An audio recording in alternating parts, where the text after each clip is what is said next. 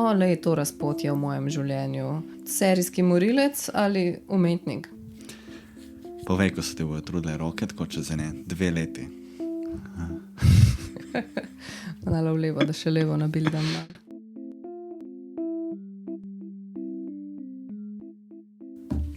Škaj, jaz bom to tako porezala, da bova oba izpadla ful pametna, prav?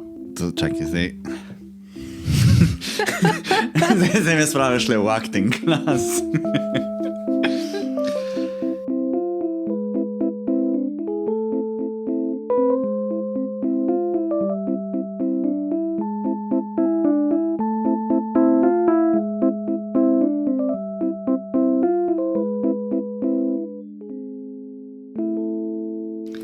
Zdravo, dobrodošli v drugi epizodi druge sezone kritiškega posetka oziroma posladka v obliki podcasta.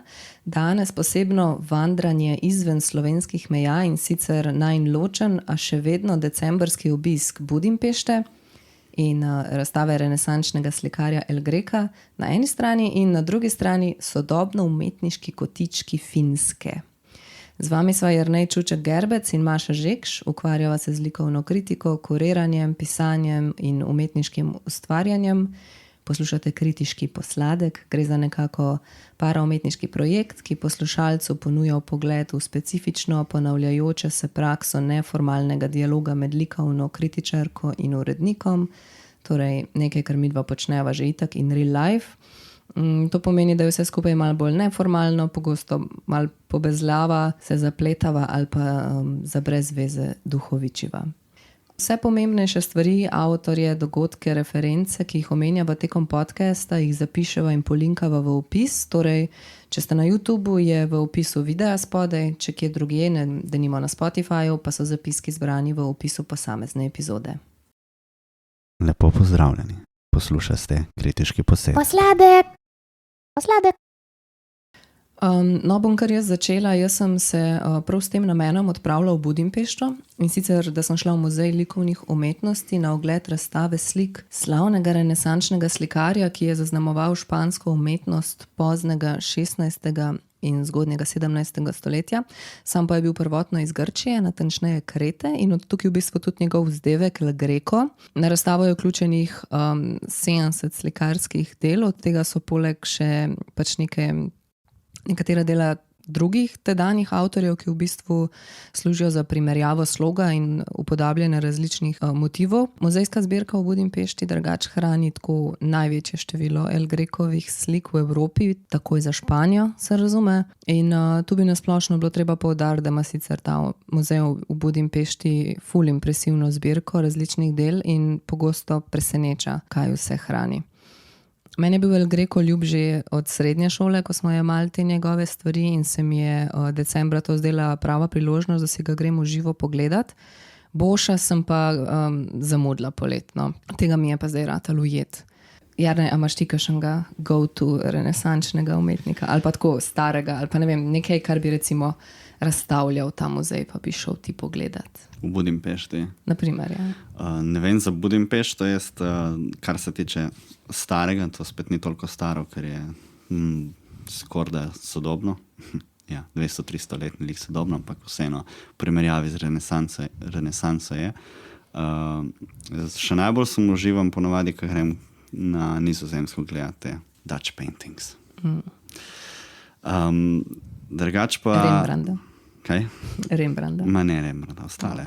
Rembrandt je tako. Preveč gužva, da prije sploh no. Ne Rembrandt, Van Gogh je. Ne Van Gogha, Rembrandta sem mislila. Ja. Ne jebeš Van Gogha. Ne, sam tisti Van Gogh muzej ima tako največje gužvo ever tam na... Ja. Tako Rijksmuseum priješ full easy, v Štedelik full easy. In Rembrandt je v Rijksmuseju moje. Ga je največ, Ja. Tudi ta nočna straža je tam pa to. Sam v Van Gogha jaz recimo sploh nisem šla, ko sem bila v Amsterdamu. Ne, jaz bil večkrat gor, pa nikoli nisem zašel, ker je bilo tako pač too much. Vsi grejo Van Gogha gledati. Mislim, se bi šel pogledat sam, komu se da čakati tako 2 ure. Zdaj nevarno, tako lahko si del kakšne podnebne akcije, pa fašaš kakšno torto. Ali pa Campbell soup. Ne, sem bil pa v Veroni na razstavi renesančnih renesančnih slik, ne spomnim se, ni bilo nobeno tako ime ni bilo, da bi rekel, da je to zdaj nekaj najbolj znano, karkoli. Je bilo pa to sredi poletja, nek avgust ali julij, nekih 38 stopinj zunaj in tako se sprehajaš po tisti, preješ notri v ta muzej ali pač ne, mislim, se niti ni muzej, neka stara srednjeveška ali pozno srednjeveška, ali ne vem kaj stavba in noter so imeli to razstavo, ne vem, je stalna ali začasna, odprta okna, največ vlage in vse tiste slike tam v tem nekem neklimatsko kontroliranem okolju in si samo gledal tako, kaj delate. Kar srce se mi je paralo zraven. Tako da, če se vrnemo zdaj na kolonialnost in na to, mislim, vrnemo na ne vem, kjer pogovor odprej. Ko govorijo razni londonski muzeji, da si ne zaslužijo imeti zbirke tam ne vem kje, na koncu v Evropi pustijo zunaj. Skoraj da zunaj slike iz renesanse na vročini, v vlagi. To je so pare, no. Traumatska izkušnja, predvidevam. Ja, Verona. Ne tako kar eno mesto, Verona. Ok, pa sej Verona je mal, kar eno mesto.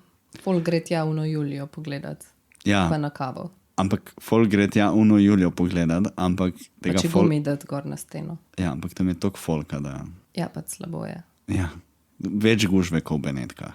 Tako več. Ja, no, ne, drugač pa za, kar se tiče El Greca, kot si rekla, ja, malo ga poznam, ampak to je pa tudi vse. Nikoli se nisem spuščal, v njegov opus.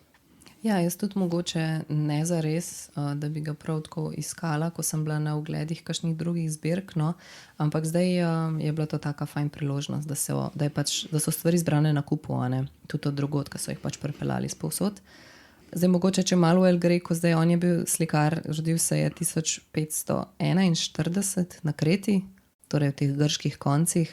Za primer, to je bilo cirka 40 let potem, ko je Da Vinci že naslikal Mono Lizo. In zdaj posplošeno bi lahko rekli, da torej neki po visoki renesansi proti pozni renesansi gre tole. Otok Kreta je bil takrat uradno imenovan kraljestvo Kandija in je v bistvu spadal pod Beneško republiko. Vemo, kako daleč je pač po jugu se to raztezalo, ne, ta Beneška republika. Odkle tudi vsi ti naši reliefi levov s knjigami, ne, ki so po naši pa po hrvaški obali, v glavnem Beneška kolonija. No, ampak kljub temu so bili ti konci še vedno pod vplivom bizantinske umetnosti, ne, če prav reče se postbizantinska umetnost, ne, ker gre za miks zahodnega načina slikanja in vzhodnega načina. In El Greco je ta svoj nickname, ne, oziroma vzdevek dobil po teh svojih geografskih koreninah, ne, kao Grk, El Greco. Ker njegovo pravo ime je v bistvu bilo Domenikos Theotokopoulos in tako se je on tudi podpisoval na vse svoje slike s temi grškimi črkami. V glavnem, zakaj ta vzdevek? Ker je pač model na neki točki pripotoval severneje, ne, najprej v Benetke in potem se je naposled ustalil v Španiji, natančneje v Toledu. In na tej poti je v bistvu k svojemu načinu slikanja, ki je bil sprva izrazito bizantinski, potem dodal vse te vplive, ne, beneških pa španskih mojstrov. In takrat je bila v bistvu renesansa še v nekem tempovnem razmahu, počasi je šlo proti manierizmu. Tako da El Greco je danes označen kot nek umetnik in svojevrsten mojster španske renesanse s priokusom teh nekih beneških vplivov, denimo Tintoreta in pa kasneje konkretno manierizma, ne. In kot se tudi za renesančnega umetnika spodobi, je bil pač model tudi arhitekt in kipar, ampak seveda je najbolj znan po svojih slikarskih delih, kjer v bistvu prevladujejo verski motivi, skupaj z različnimi alegorijami in upodobitvami kakšnih posebnih dogodkov ali pa portretov pomembnih ljudi, grofov pa mitoloških pripovedi. In zdaj, zakaj je El Greco tako pomemben ali pa poseben in zakaj je po Hieronymusu Boschu v bistvu logično nadaljevanje večjih razstav v tem istem muzeju? Pač polet, kot sem že omenila, so imeli ta veliko razstavo Hieronymusa Boscha. Zato, ker se ga v bistvu prepozna, ne, na 100 km se ga prepozna po njegovih delih in ker je v bistvu za svoj čas slikal na zelo specifičen, tak neponovljiv, dramatičen in ekspresionističen način. Znan je značilen miks ikonografije in načina upodabljanja podob, pa tudi izbora posameznih prizorov, Glede na izvor je bil on sicer grške pravoslavne vere in na to pač ob rednem življenju v Španiji katoličan. In v Italiji so na njegovo delo vplivali Tintoretto, pa Tizian in tako je nekako v bistvu vse pobral, ne, sproti. In te rahlo spotegnjene figure iz Benetk pa to barvno paleto, kar je potem twistno, ne, po svoje in zato so zdaj, če primerjamo vse dela teh treh slikarjev, torej El Greca, Tintoretta in Tiziana, so v bistvu razlike zelo očitne. In na tej točki, ko pride recimo on v Rim, sta Rafael in Michelangelo že pokojna, naprimer za občutek. Ne. 1577 se je preselil v Madrid in potem končno v Toledo, kjer je potem živel do smrti. Tam je pol imel tudi svojo delavnico, pomočnike in je pač izvajal različna naročila, tako zelo posplošeno vse skupaj, če skrajšam. Zdaj prej sem omenila manierizem, da je manierističen, ne, če pojasnim, pač torej manierizem je znan tudi kot pozna renesansa, je v bistvu znak za slog evropske umetnosti, ki se je pač pojavil v poznejših letih italijanske visoke renesanse, torej okoli leta 1520, trajal pa je približno do konca 16. stoletja. V Italiji neko potem pač napoči baročni slog in v bistvu, kjer umetnost visoke renesanse naprimer poudarja neko razmerje, ravnovesje, neko idealno lepoto, manierizem ful pretirava s kakšnimi takimi lastnostmi, ne, s čimer povzroči neke nove kompozicije in te stvari, neke asimetrične, nenaravno, elegantne, nagnetene zadeve. Prej je bila pač neka jasnost, ravnotežje, potem pa nestabilnost in pretiranost. Nek ta feeling, da je nekaj off. In zdaj ta manierizem je pač deloval kot neka sprememba takratne naravnane resnice in je vključeval to banalno ponavljanje naravnih ali pa nenaravnih formul, tako da v bistvu je folk imel mixed feelings about it. Najbolj ga pa recimo ilustrirajo neke te raztezanje figur, podaljševanje človeškega telesa in to je ful prispevalo k nekim bizarnim podobam, izkrivljenje perspektive, neka črna enobarvna ozadja, neka popačenja, uporaba teme, svetlobe, da v bistvu pride do nekih fantastičnih prizorov, neke jasnosti črt, poudarek na atmosferskih učinkih, neke prenatrpane kompozicije, različne oblike figur, neke serpentinasti položaj, torej neko zvijanje kakor kače, poslikanje v kverji. Še zmeraj se uporablja sfumato, ne, torej to upodabljanje nekih mehkih in meglenih kontur na površini, to je recimo Mona Lisa je tako naslikana v sfumatu, da je v bistvu kadaj neka megla tako čez sliko, da je vse bolj tako soft. Pa tudi barva, ne, neki ti čisti in intenzivni odtenki, modre, zelene, rožnate, rumene, zraven kože, ki je v bistvu ima neke modre potone, bolj tako vse sivkast. No in to vse, kar sem zdaj naštela, je v bistvu nekako zaznati v El Grecovih delih, ne, na tak zelo na njemu tipičen način. Kakor je recimo napisala Maja Kač na RTV, njemu je uspelo uskladiti stilizacijo bizantinskega sloga, kar je on obvladal že kot ikonopisec na Kreti, skupaj to zlit v bistvu z realizmom, dramatiko in perspektivo italijanske pozne renesanse. Tako da prepoznavanje torej po teh spotegnjenih bledih figurah, dolgih prstih in pretirano podolgovatih facah, potem upodabljanje teh draperij, torej te okrasne nagubane prevleke, ki so ponovadi, ki so pač oblačila, ne, ki jih je slikal v zelo specifičnih barvah, take vijolično, hladno, rdeče, modre, rumene, v kombinaciji z sivimi, zvitimi telesi, pa tudi način portretiranja, to, ko se v bistvu neki določeni obrazi skozi ponavljajo in ko so si podobni, pač ne vem, Jezus ima tipično tako skoraj povsod isti obraz, pa brado, pa recimo upodabljanje tega svetniškega sija okoli glave, ki je v obliki romba. In v bistvu večina ljudi pozna njegovo sliko, na kateri je upodobljen Laokont in njegova sinova, ko jih napadajo kače. To je zdaj primer neke klasične skupine iz mitologije grške, ali pa mogoče pogreb grofa Orgaza, slednja se sicer nahaja v Toledu v cerkvi svetega Tomaža. Te slike ni bilo na razstavi, je bila pa tale z Laokontom in recimo moram priznati, da čeprav sem se te slike najbolj veselila, da jo bom videla v živo, me je v bistvu v primerjavi z ostalimi kar malo razočarala. Drugač ta Laokontova slika je v Washingtonu redno hranjena. A poznaš ti to zgodbo o Laokontu? Ne. To v bistvu je, ta Laokont je bil kao župnik v Troji in bogovi so nad njega in nad njegove sinove poslali kače, ker on je bil skeptičen do tega trojanskega konja. On je hotel, da se ga zažge in bogovi, ki so bili na strani ne Troje, so v bistvu kaznovali njega in njegove sinove.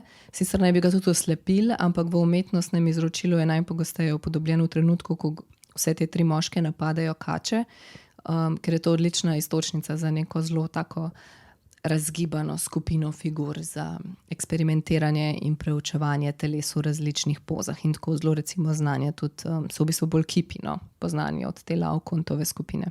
V glavnem ta Laokont slika je nastala nekje okoli med 1610 in 14 in je bila glede na kronološko zasnovo razstave postavljena skoraj čist na konc. El Greco je namreč umrl aprila leta 1614, torej razstava kronološko osnovana, vsega skupaj 70 slik, od tega največ Jezusov in svetnikov. Zelo rad je slikal svetniške figure v ekstazi, kar naj bi proti reformacija zelo cenila. Potem so tukaj še posebej portreti, pa na koncu tudi slike, ki niso fiks, če so njegovega sina ali pa če jih je slikala delavnica ali kaj takega, ker v bistvu je viden pač nek odklon že proti koncu. Kupila sem tudi katalog, ki se mi je zdel napram drugim institucijam kar pocen, 30 € je bil in je zelo obsežen v angleščini. Rekla bi sicer nasplošno, da je zelo dobra razstava, veliko sicer napisanega, ampak napisi so ful smiselno urejeni, ne preveč razvlečeni, poudarjajo različne pomembne tematike, ki jih potem te zraven obešene slike ful lepo ilustrirajo. Tako da jaz vsekakor priporočam ogled do 19. februarja, lahko še ujamete za kakšen vikend, ker so slike v živo res odlične. No? Zdaj izpostavila bi mogoče sliko, ki je gor Marija Magdalena oziroma skesana Marija Magdalena z razpelom. Podobe ženskih figur, ki niso Marija, so dosti redke pri njemu. Marija Magdalena je bila itak zelo zanimiv lik za upodabljati, ker ima v svoji štoriji to kombinacijo greha, senzualnosti in neke tenzije. Umetniki so si ful prizadevali, da bi uspeli ujeti in upodobiti ta moment med njeno preteklostjo kao prostitutke in kasneje nekoga, ki se koncentrira na odrešenje lastne duše. In tudi tu se je El Greco veliko naslanjal na Tiziana. Na razstavi sta 2 Magdaleni, ena iz leta 1576 do 77 in je del zbirke v Budimpešti dejansko, in ta druga iz leta 1585 do 90, ki je uradno del muzeja v Kataloniji. Obe sta ful hudi, ampak meni je bolj všeč ta druga, kasnejša, ki je za razliko od prve, ki je v taki mal bolj svetlo-modri draperiji, take ginger lasema, malje razgaljene prsima, gleda proti nebu, deluje tako mal zmedena, kao Boga prestrašena. Ima dramatično tako na lobanji, ki je ob njej na tleh in ena knjiga in drugo roko ima na prsnem košu in je ful tako. Tukaj mi je ful zanimivo, da v bistvu El Greco fura ta roba hand motion. Ta kasnejša Marija Magdalena pa je oblečena v rdečo, pogleduje Jezusa na malem križu, deluje malo bolj skulirano, odločno, pomerjeno, ampak še zmeraj sramežljivo in ponižno. In ta moment obraznih potez in celotnega vajba, to je pač treba videti v živo in se malo v sliko zazreti. Na tej drugi sliki ni zares nobene golote, lase ima ful bolj umirjene tudi.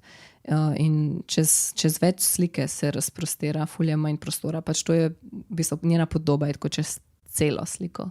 Ne, čak, se neke roba hand motion omenila. Ja, ne. Kaj je to? Ja, ne, a veš, Francesco Roba je ta naš slavni baročni kipar, ki je naredil, mislim...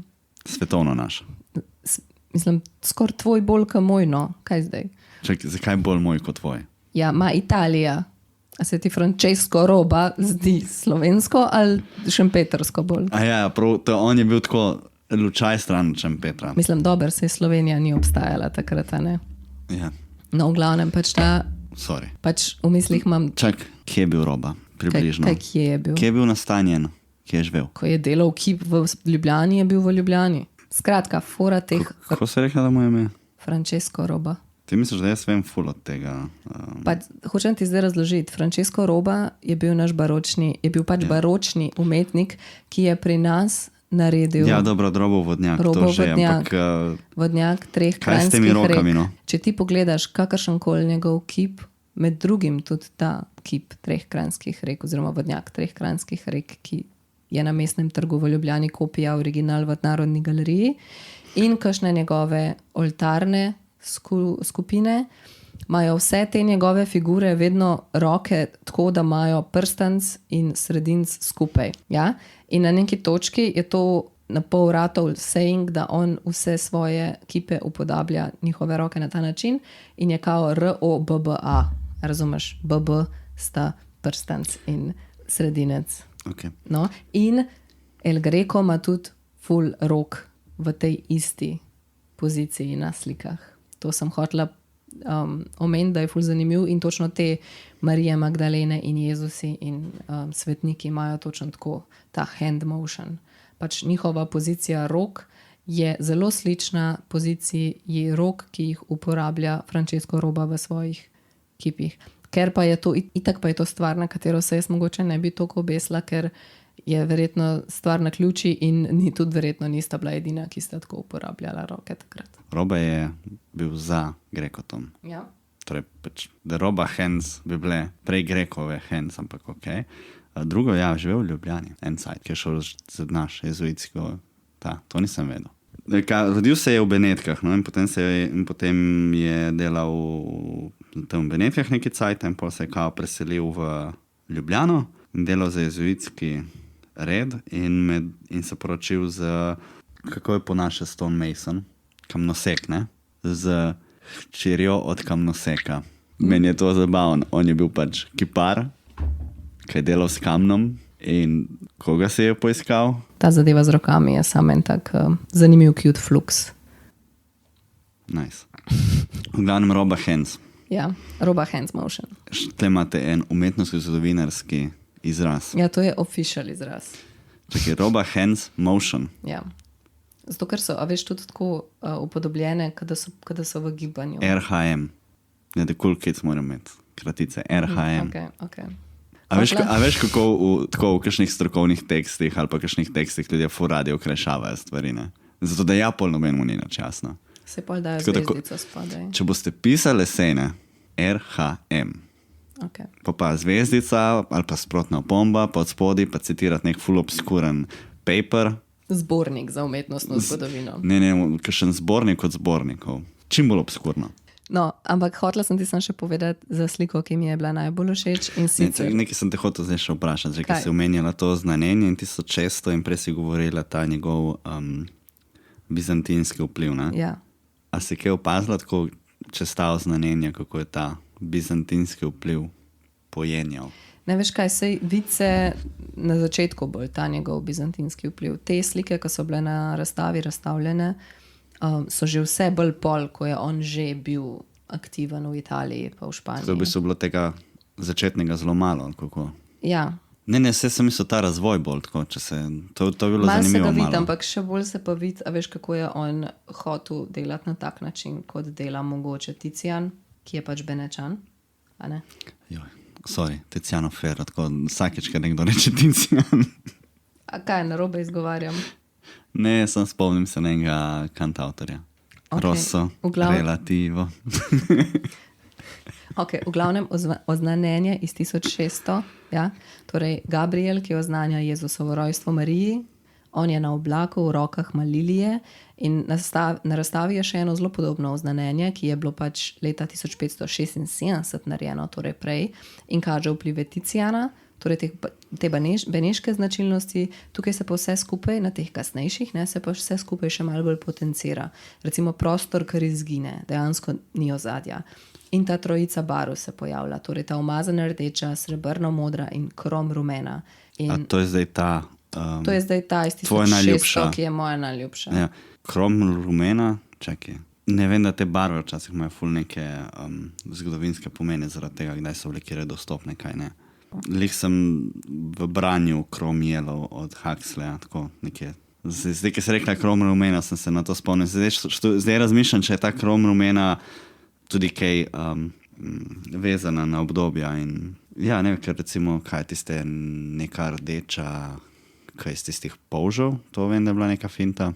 Da so neko rdečo sem proizvajali, ne vem, kjerom obdobju in potem so delali to z nekih polžev ali polžev ali nekih žuželk in potem je bilo en kup teh nekih ostankov nekje, ki so to barvo predelovali. To se spomnim, da je en tak moment umetnostne zgodovine, ful zanimiv, se sprašujem, če mogoče ima ta krom rumena kakšno tako navezavo. Berem od Aldous Huxleya knjigo, ki nima nobene veze po mojem z barvo.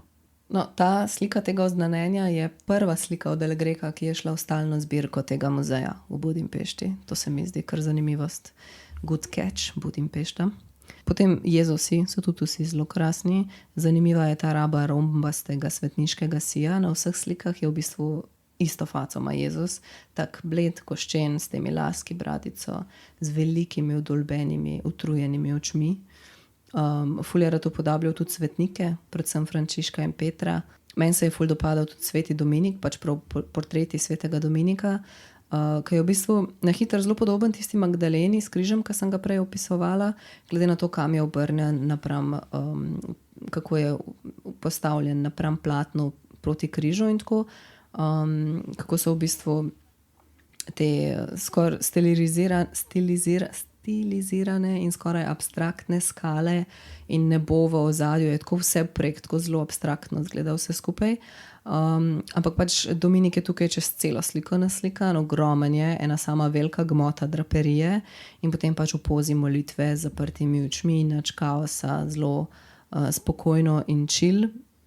In to so take velike slike, ne? Te, ki sem jih omenjala, to so vsaj meter krat meter plus okvirje na tisti veliki zlati leseni debeli.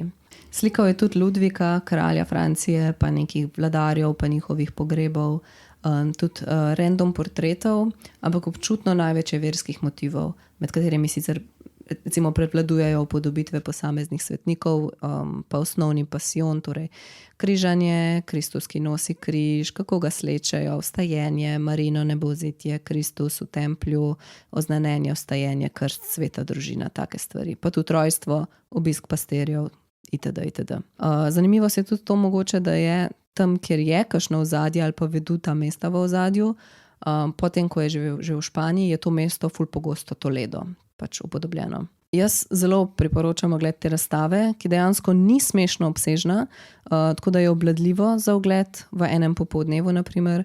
Res je, da je v muzeju še ful drugih super zbirk za pogledati, ampak v glavnem El Greca se da normalno pogledati. Ni preveč nasičeno, lih prav je, imajo tudi vodstva, pa veliko sedežne imajo za počivati. Ok, ampak to je v Budimpešti, to je prva stvar, druga stvar, dokdaj je in... Ja, do 19. februarja je razstava na ogled. Ampak nisi ti nekih ful poceni kartov bodla do tja? Ja, z vlakom sem šla. Ja, koliko je bila karta? Vlak do tja je 15 €.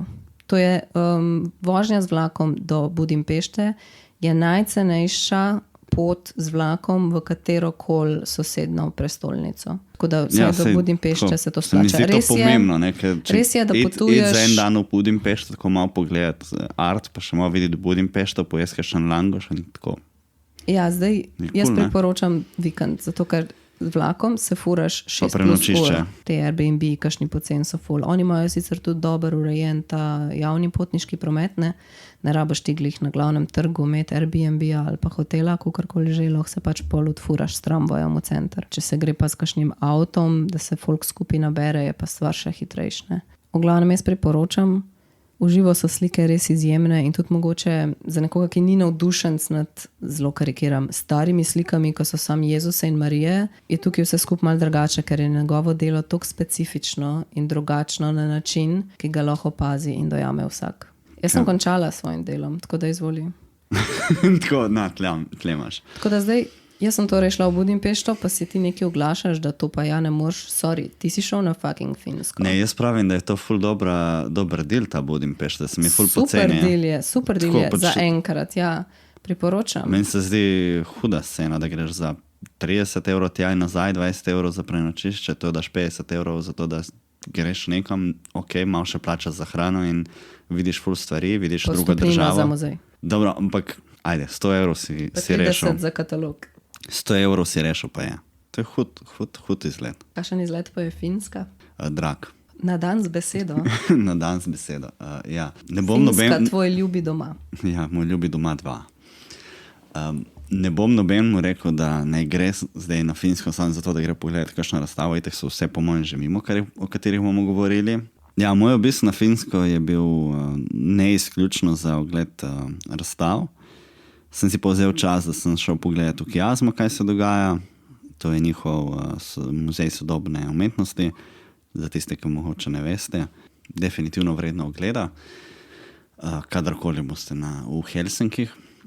Potem sem šel pa še v nekaj manjših galerij oziroma nekaj bolj komercialno usmerjenih galerij tudi. Zdaj, za Kiasmo sploh se ne bi ustavljal kaj preveč v detajle, ker je kar obsežno, bi se raje koncentriral na druge razstave. Mogoče samo omenim, da takrat, ko sem bil, je bil Markus Koper, to je nek finski umetnik, ki dela zelo različne stvari. Med drugim je bila razstavljeno delo pod imenom Six Instant Dead Devices, ali nekaj takega je bilo. Čakaj. Ja, v glavnem je bilo eno delo, bi mogoče izpostavil tega Koperja, to je Six Pack of Instant Dead Devices, to je delo iz leta 1995.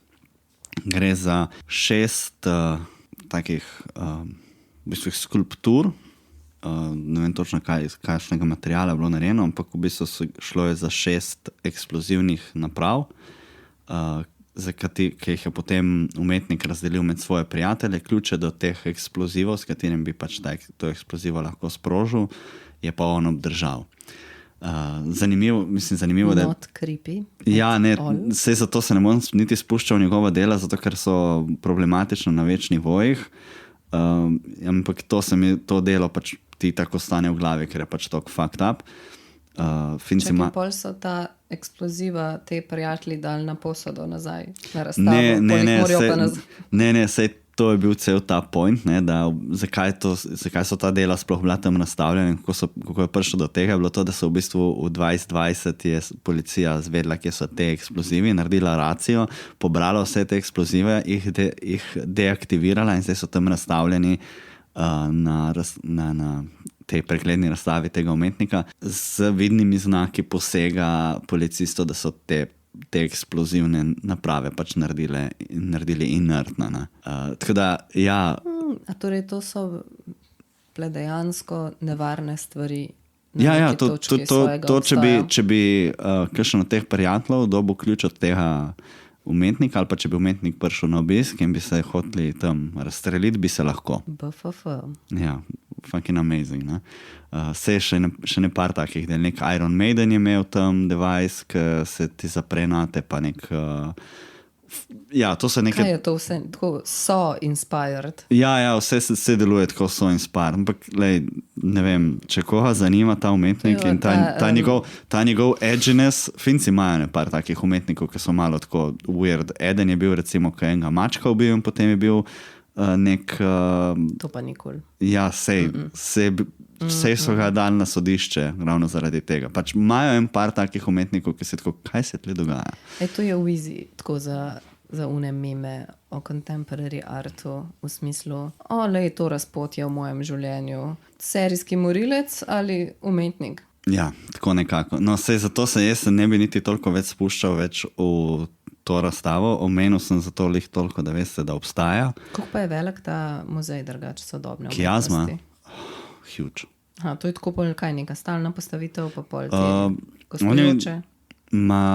Mislim, da nimajo prav nobene, da je bila prav stalna. Mislim, da se vse malo menjuje. Tako huge je, mislim, da je 4 ali 5 štukov, kako je velika površina. Ampak tako, ko greš tja, se pol vedno obiščeš tudi to institucijo. Ponavadi, ja. Če ne drugega, grem na kofe. Se updateš. Če ne drugega, grem na kofe. A imajo dober kofe, Finci? Finci nimajo dobrega kofeta. Za vse, ki niste zdaj v živo kle zraven, da bi videli to senco, ki je padla na Jernejeve oči, ko sem ga vprašala, če imajo Finci dobro kavo. Mislim, mogoče se kaj izboljšalo, če se ti da dati skoraj 5 € za kofe, če si naročiš kapučin tipo ali nekaj tacga, ampak oni veliko pijo to filter kavo in je pač kar je. Koliko je pa vstopnina za muzej? Ne vem. Ali imaš ti kakšno to unikom kartico? Ne, mislim, da oni dan, ko sem jaz šel, je bil lih free. A imajo tako ti ponedeljav? Imajo neke te dneve, ko je zastojno. Mislim, karkoli bo neko sem zlegal, mislim, da je ali 5 ali 10 €. Ni tako, da bi človek padel na rit. Aha, ok. Na koncu je kar obsežna zadeva, no. Vidiš pač ponovadi... Čak, kaj pa pol te komercialne galerije, ki si jih prej omenil, a imajo te vstopnino ali ne? Ne, vse ostalo, kamor sem šel, je pa itak a priori zastonj. Metodologija, v katere galerije sem šel, je bila, imel sem malo cajta, bili smo v enem predelu v Helsinkov in smo obiskali, kar je tam v Džiru. Pa bi rekel, da je veliko galerij. Ja, mislim, pač tako, zdaj prav razmišljal sem, ker sem malo za nazaj in primerjal z Ljubljano. Ja, v bistvu je kar to je zdaj pač ne vem, bil sem v 3 galerijah v enem dnevu, tako na hitro, pa še prej sem šel iz ene druge galerije, pa jih, to je tako v radiusu, ne vem, 1 kilometra. To je super. Pa tako, ne, recimo, zdaj... pa v eno drugo galerijo nisem uspel iti, recimo, zato ker je bilo malo dlje. Pa sem tudi mislil, pač tega je ful. Pa pol so še te manjše stvari, pa stvari tudi pridejo in grejo. Ne? Recimo, ko sem bil jaz gore, so eni sošolci, pa predsošolci, ne vem, ko rečeš ljudem, ki so v istem programu kot ti, ampak so začeli prej. Paralelka bi bilo, če bile istočasno. Isti program sem pred... Kolegi, ja. So odprli recimo eno tako full mini galerico, Third Space se je klicalo, full nice. To je po nekem cajtu se zaključilo, zato ker je zmanjkalo fundinga, po mojem. Funding je po naše... Financiranje. Ja, financiranje, hvala. Drugač, hotela sem sam reči, da recimo v Budimpešti sem pa jaz imela kar problem, ker sem tudi valjda hotela iti v kakšno galerijo pogledati to, ki ima neke te manjše razstave sodobne umetnosti.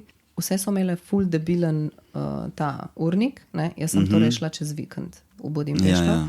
In ali so bile zaprte čez vikend, ali so bili glih na prehodu menjanja razstav in to pomeni vmes random 3 mesece ni ničesar, ali so bile napisane, da so odprte in da je nekaj in prideš tja in tega ni. Tako, kar se tega tiče, so pa zelo, ne vem, se mi zdi, da jim bolj leži neka ta tradicionalna muzejska urejena zbirka umetnosti, te velike razstave, medtem ko ta contemporary mini scena, to pa sem bila kar malo razočarana, no. Nisem uspela zanimivega videti. Ne, meni se, mislim, mogoče tudi stvar, da ti Budimpešte ne poznaš toliko, ker nisi tam preživela neki cajta, ne? Veš, tako v smislu, ja, bi človek pričakoval, da bi kaj najde. Ja. Sej na koncu, ko sem iskal vsaj imena galerij in še to, čeprav sem ugotovil, da imam vse papirje s sabo, in dobiš te stvari na Googlu, na Finskem. Ampak ne, Finska ima kar razvito to sceno, zato ker imajo v bistvu imaš kar veliko opcij financiranja, zato ker imajo poleg državnega financiranja, imaš tudi privatno financiranje umetnosti. Eden pomembnejših financerjev je Kone Foundation. Kone je njihova podjetje, ki izdeluje dvigala za stanovanja in bloke in podobno. Je pač ogromna firma in oni so v nekem trenutku naredili fundacijo in zdaj dejansko pač dajo tako velike denarje. Ne vem, moji sošolci recimo so dobivajo tudi, pač, to ne govorimo o 1000 evrov, ampak v 10 000 ali pa 100 000 tudi za projekte. Tako da dejansko lahko ljudje razvijajo stvari. Za tiste, če se včasih malo sprašujemo, kako so, kakšne finance dobimo pri nas in kaj pol za ta denar dobimo. Ne. Seveda ful manj, če daš ful manj denarja.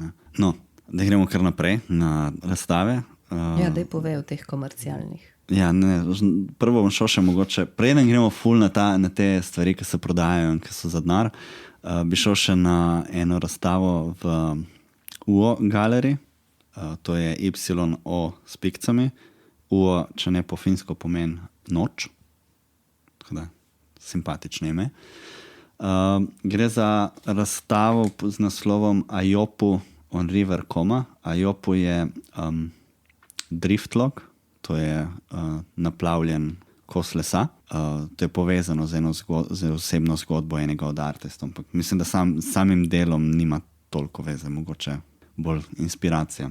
To sta bila Jonas Jokiranta in Marja Partikainen. Partikainen? Ja, ok. Mogoče, zakaj sem hotel tudi to prvo omeniti in sploh govoriti o tem, je zato, ker jaz si take razstave recimo v Sloveniji ne predstavljam. Se mi zdi, da prenese nek zelo specifičen fokus, kaj se sploh daje v galerije in kaj se ne daje v galerije in kaj od vizualne umetnosti sprejemamo in kaj ne sprejemamo. Tle gre za dosti eksperimentalna dela, za zelo tak surov pristop do vizualne umetnosti in kiparstva in za slike, ki delujejo tako nekaj med otroškim in zelo intuitivnim, ampak tako, ko se začneš pa spuščati v ta dela, pa vidiš, da od zadaj stoji dejansko neko akademsko znanje. In ne vem, jaz se tega recimo, da res pri nas ne bi predstavljal tak tip razstave, ker imaš nekaj zelo surovih slikarskih del, neka še bolj surova kiparska dela, ki izgledajo neki paper mache na pol, ko bi rekel, izraz. Kaj hočem reči? To izgleda kot pografitiran kos gradbenega odpadka. Ta izraz sem iskal. No, pač jaz se takega pri nas ne predstavljam. Kaj v smislu, da mi tega ne bi spustili sploh na razstavo? Da sploh ne bi razmišljali, da bi to dali. Da bi to sploh lahko bila legitimna smer umetnosti. Tako, pač, ali so stvari nekaj tako bolj spolirane, kar je tega našega bolj kvazi prodajnega, ali pa pač sploh ne dajemo take vizualne umetnosti ven. Ampak sej po moje na podlagi tega lahko zelo razlikuješ, kjere države ali pa kakšna območja se lotevajo kakšnih razstav. Pač v smislu, da recimo mi tega mogoče res ne bi hoteli najbolj možno razstavljati v galeriji.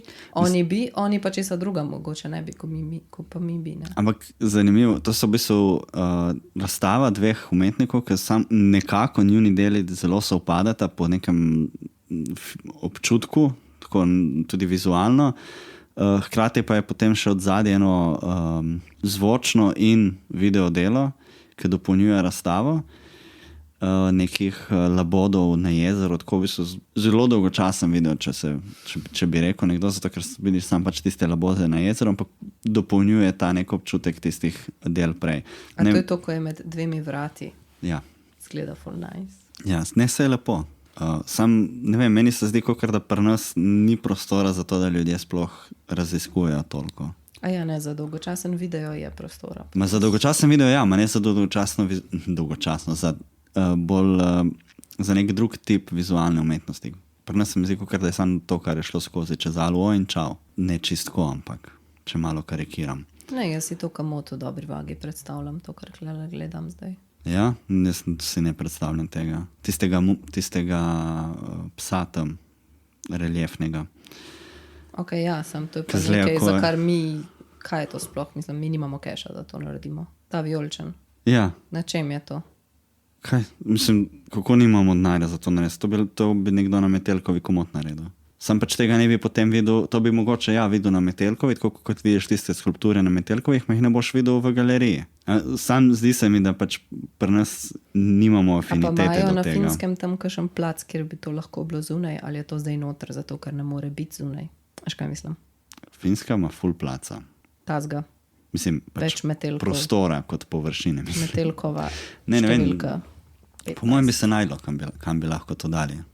Sam nimajo tako Metelkove, ko mi je Metelkova je vseeno nekaj posebnega, tako svetovno gledano. Pač tako mislim, kakšen tak avtonomen plac, kjer se imajo neke take place, ja. Kjer se dela kvazi trash art, kaj je v resnici ne trash art. Se ne spomnim, da bi videl prav kakšen tak prostor tako. Mislim, da bi bil prav tako usmirjen v ta tip dela. So prostori, imajo vedno, ne vem, eno bivšo bolnico so imeli zasedeno in se je tam delalo marsikaj. Ne, so prostori, so. Ja, mogoče v Suvilahtiju, da bi bilo tako.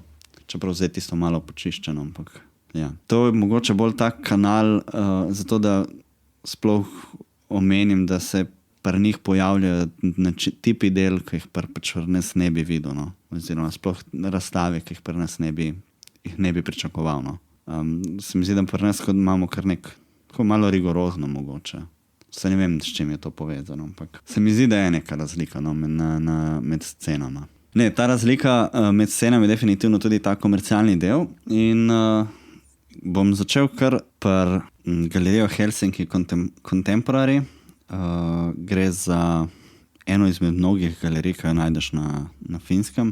Tokrat so imeli razstavo od finskega fotografa Pertoja Saksa, Atmosfer, ki je razstavljal v bistvu neko serijo del, ki se je mogoče malo odmaknila od njegove prejšnje prakse. Gre za raziskovanje nekih kamnitih tvorb blizu njegovega stanovanja, torej blizu Hankonjemija. Valjda noben ne bo poznal tega umetnika pri nas, oziroma verjetno samo peščica, če že. Gre za fotografa, ki, se ne vem, kaj je bil njegova praksa, Mi je povedala tem gospa, veš. A res, si se informiral? Hudo. Ja. Malo mi je pokazala katalog, malo mi je pokazala tudi... A so katalogi taka redna stvar? Ma vsaka galerija ima kataloge? Ne, ni to redno. Pokazala mi je v bistvu katalog nekih njegovih prejšnjih del. Aha, ni tako, da bi ta galerija izdala katalog. Ne, zdaj sem se spomnil, kaj mi je pokazala. On je prej, recimo eno od njegovih del je bil ta Cabinet of Curiosity. V bistvu take stvari on fotkal, manj tak bolj metodološki pristop bi lahko rekli. Ampak zdaj za tem delom se pa mogoče bolj usmeril vase nekako, oziroma svojo samorefleksijo in svoj odnos do svojega prostora. In dejansko so nastala taka res simpatična dela, po večinoma velikega formata, površin, tekstur teh kamnitih tvorb.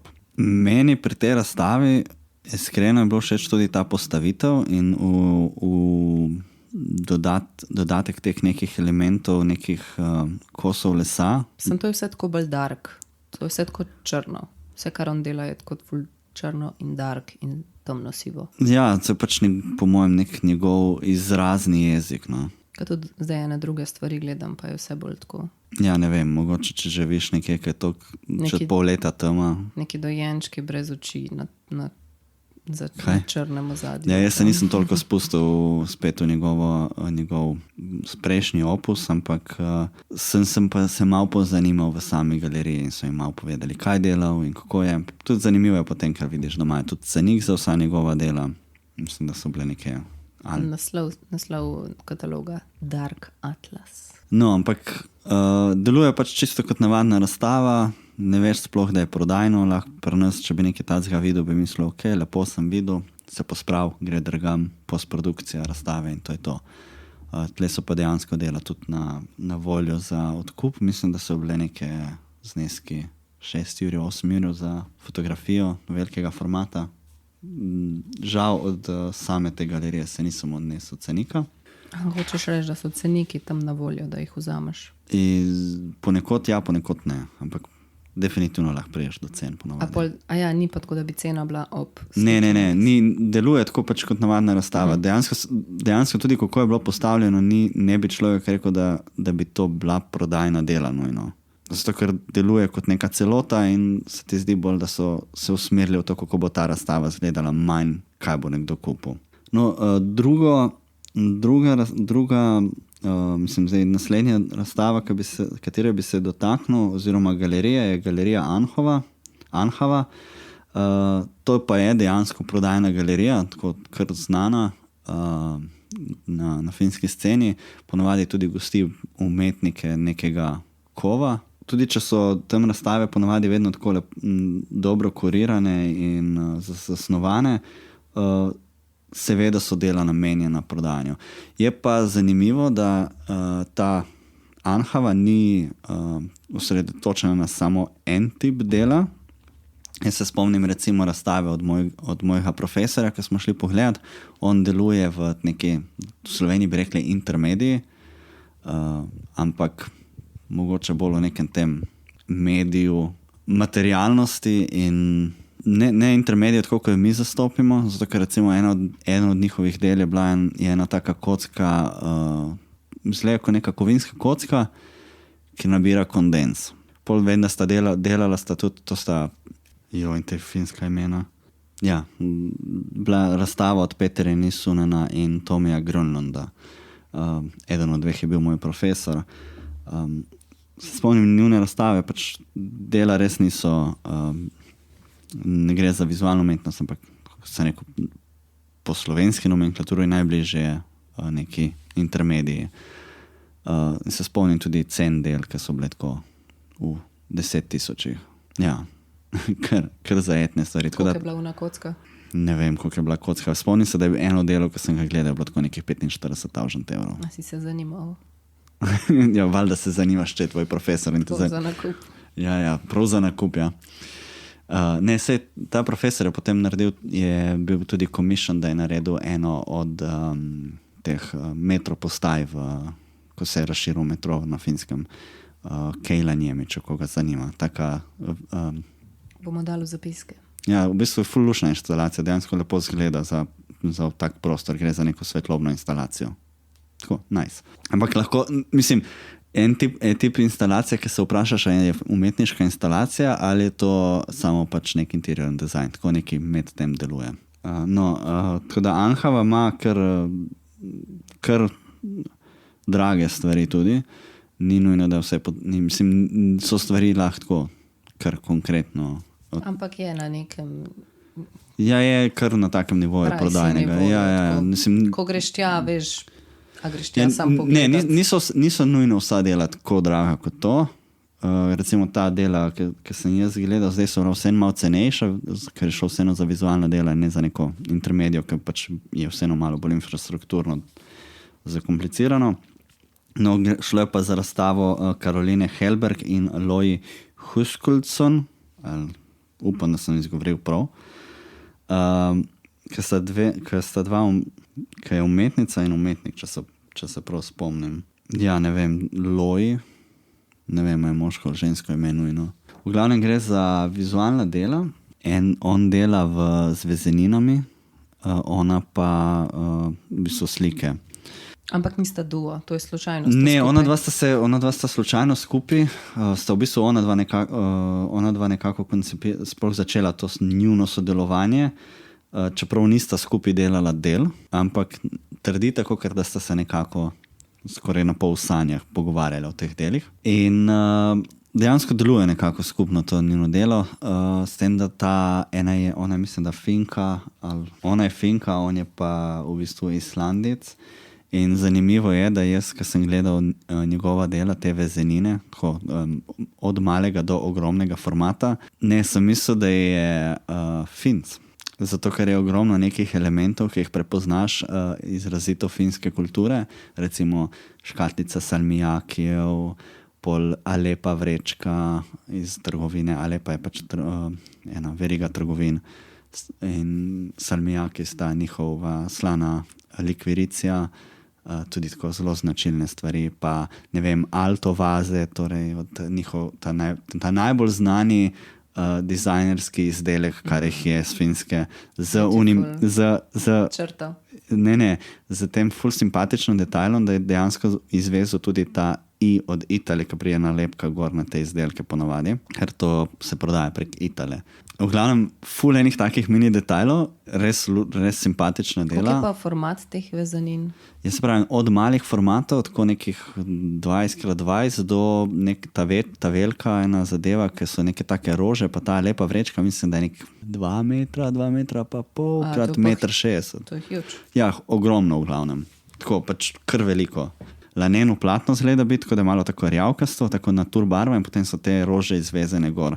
Te rože je edini element, ki jih on daje gor, da so iz Islandije, v bistvu so te neke travniške rože iz tam. No, ampak, valjda priješ kje, vidiš ful teh nekih hudih vezenin in teh slik in tako, po mojem, vsaj polovica stvari je bila že prodanih. A imajo rdeče pikce zraven?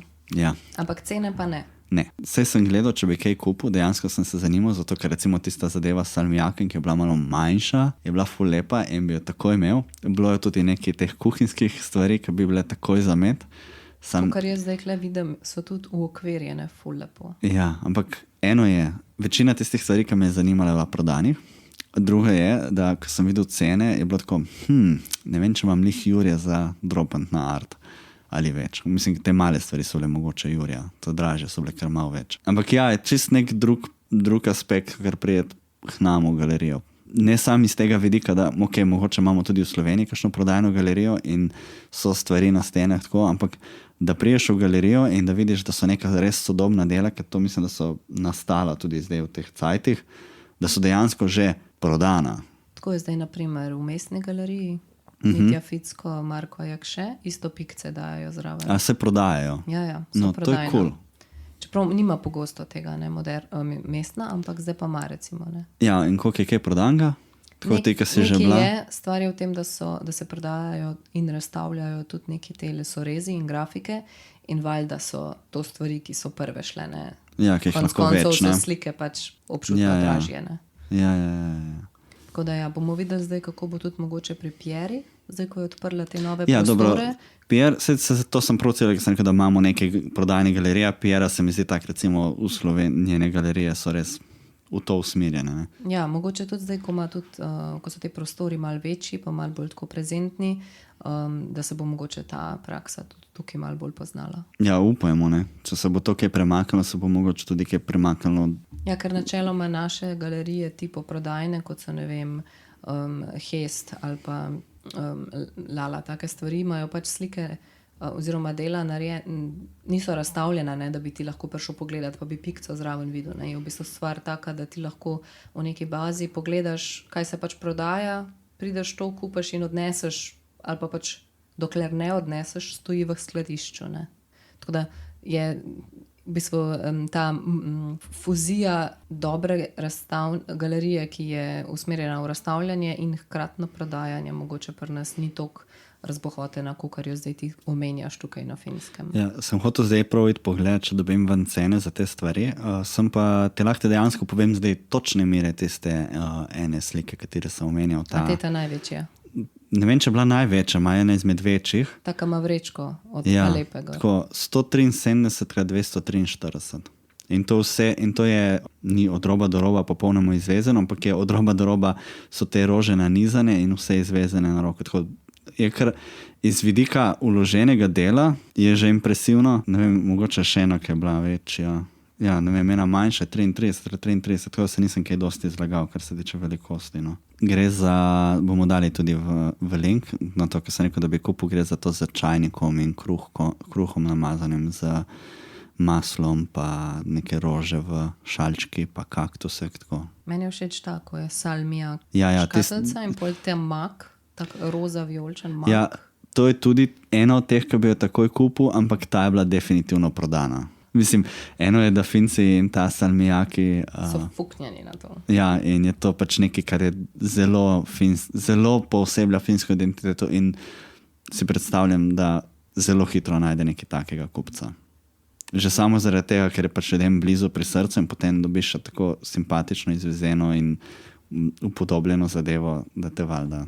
Si pol dobil občutek, da v teh galerijah ta dela kupujejo tudi taki čist normalni ljudje, ne zgolj neki ne znam se predstavljati, ne vem, kdo bi to kupoval, mogoče. Kakšni tvoji finski prijatelji? Ja, zihar. Finski prijatelji, ki dobivajo 10.000 fundinga, si lahko potem prvoščijo tudi kupiti kakšno umetniško delo. Ja. Bi potem rekel, da je Finska primeren kraj za obisk in raziskovanje sodobnih galerij. Ja, jaz definitivno mislim, da če bo nekdo šel na Finsko, zato ker ima še kaj za iti, da se splača iti pogledati tudi sceno. Jaz bi mogoče pol zaokrožila, da za neke zgodovinske entuziaste, da bi bila pol Budimpešta boljš, medtem ko za contemporary in commercial art je bolj primerna. Ja, zdaj dejansko razmišljam, če sem bil sploh v kakšnem od teh starejših narodnih galerij, kaj takega, mislim, da ne. Sančak, bil si še v eni, praviš? Bil sem še v eni, ja. No, še to zadnje mogoče omenim, to je pa galerij Forsblom, v to nisem še nikoli vstopil pred tem. Bolj kot kaj je bilo predstavljeno, je kako je bilo predstavljeno in kakšen je feeling, ko priješ noter. Tako prvo kot prvo imajo, to je kar zajeten prostor, mislim, da je enih 5, 6 sob, 7, 8, ne vem, pač ogromen prostor je, ker velik tloris. Najbolj čudno je to, ker imajo en kup teh tipo prodajnih pultov, oziroma kakor da bi prišel na recepcijo. Vsak sklop je imel svoj pult. Kaj nek sejem? Ja, oziroma največji feeling je tako, da priješ v nek... pasaža od Maximarketa. Ne, bolj je tako občutek, da priješ v nek design studio, ker je pač več mest, kamor lahko ti priješ, da se boš zmenil in ti bojo, ne vem, sprojektirali celodnevno sobo. Tudi imajo potem kuhnjo tam nekje, pa pol imajo še neke kavče, ker se lahko usedeš. Ateljeji pol. Skupek ateljejev slash... Ma ne, ker ni nič delovnega. Vse je samo razstavljeno, po teh stenah, pol imaš neko knjižne police, so bile tako ful, ne veš točno v kakšen prostor si prišel in potem imaš te recimo, tam je bila, na vsakem tem pultu imaš potem še skupek listkov, kjer so vsa dela našteta z osnovnimi informacijami in cenami zraven. Tako da sem si pač par teh stvari nabral. Ampak to dejansko zveni kot neka trgovina. Ja, deluje na pol kot trgovina, ampak je pač kao galerija, hkrati se ti zdi, kot da je nek design space, mislim v smislu, da ti bojo oni nekaj sprojektirali, ker imaš pač imaš ta pult, ki je ta stoječi pult, ne, da pač in od zadnji računalnik in tako, da je bila neka recepcija. In jih pač enih 5-6 takih pultov je tam noter, pomaš ta plac, kamor se lahko usedeš, da te boš imel, ne vem, konzultacije, pa da ti naredijo kavico, še ne vem. V glavnem, izkušnja je bila tako, res nisem še tega doživel in pol gledaš tudi te cene teh del, no, in ne vem, lahko sam naštejem recimo in v bistvu imajo tako več, pol sem šel še gledati na spletno stran, ker mi ni čisto jasno, kako imajo sploh dinamiko tega. Damo v zapiske. Ja, dejansko imajo dinamiko, da se dogajajo tam razstave, teh raznih sklopov, umetnikov ali kakorkoli. Še koncerti. Ne vem. Pa večeri družabnih iger. Mogoče. LAN party. Ja, ziher. Kuharski tečaj. Bolj bi se pričakoval kakšne kuharske stvari, gledanja to, da smo imeli kuhanco tam. No, ampak ne vem, lahko povem par cen, 50 jurjev, 9 jurjev, 36 jurjev, to je z ene razstave, druga razstava 8, 16 pa pol, 2200. A je kaj pod jurja, tako katalog? Vem, tle neki za 45 spet, pol je tukaj neki za 2. Iskreno so bile stvari, ker sem bil jaz popolnoma nenavdušen. Ene stvari so bile zanimive. Recimo ta portret ženske, 36 jurjev, ki zgleda res nedober. Ene stvari so bile tako. Ampak, lej. Kaj je Wawa Wood? Wawa Wood? Painted Wawa Wood. Čakaj, kaj? Ta ženska, ta portret.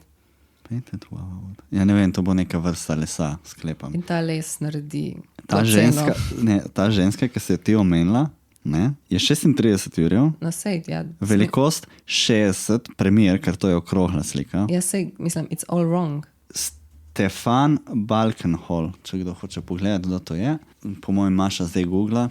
Ok, in se Wawa mrščim. Wood. Wawa Wood. Ja, Wawa Wood. Les je znan pod splošnimi imeni afriški beli les, abahi, obehe, wawa, ajous, samba wawa.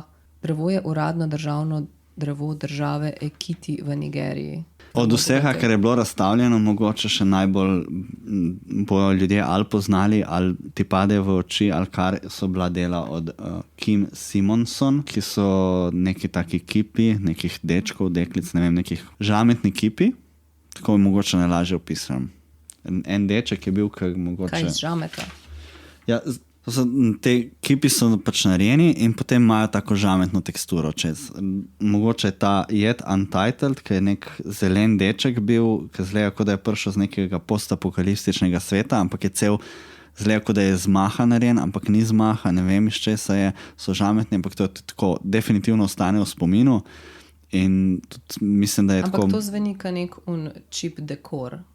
Ki je, ne vem, naredijo ma neko kipec, pa oddanejo v roza žamet. Samo malo. In pa se vsa svinjarija gor prime. Ta kipec, zdaj bomo govorili o dotičnem zelenem dečku, ki se kliče Yet Untitled, je 105 cm visok, nekih 40x25 debelina.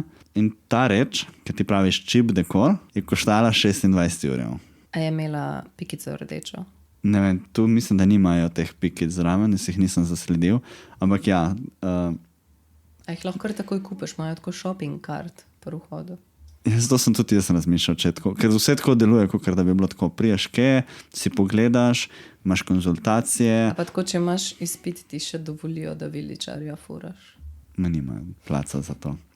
Drugač, by the way, Wawa Wood is one of Africa's leading export timbers. Tako da že ni tako drag, verjetno, če je leading export.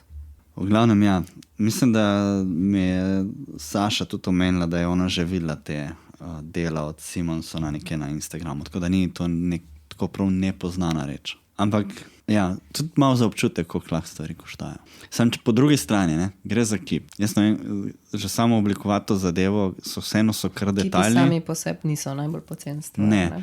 In pol razmišljam, koliko košta to narediti, da rata mahasto, mogoče na koncu je še poceni. Torej, Budimpešta za history nerd. Ja, zgodovinsko usmerjene oboževalce. Finska za tiste, ki niso preveč navdušeni nad kavo, pa contemporary art. Ja. Hrana pa ne vem, no, tam Kaj? fermentirane zakopane ribe, kle pa sam holesterol all over.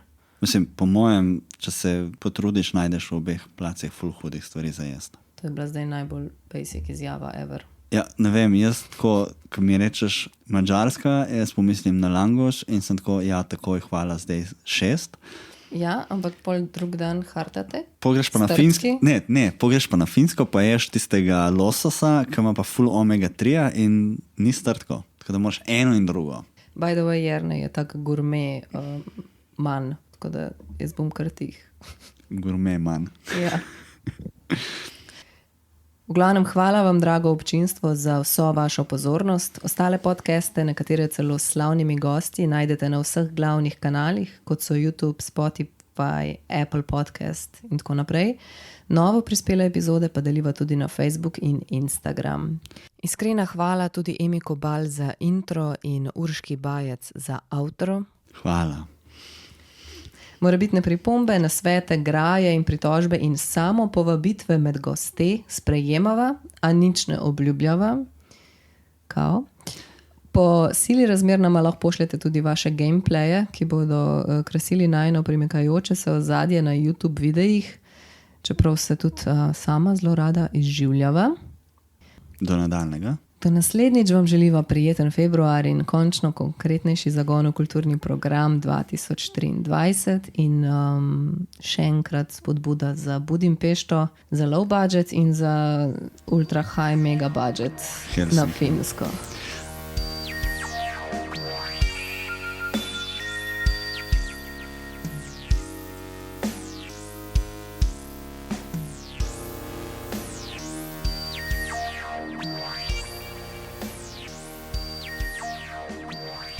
Če nam hočete nakazati, vam damo tudi tako, trr, ni panike. Če hočete metati bankovce na Jerneja, pa vam pokaže zmaja na hrbtu. To je bil tak eufemizem. Tako najbolj grozen eufemizem ever.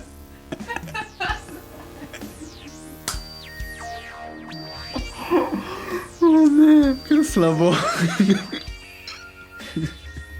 Konc.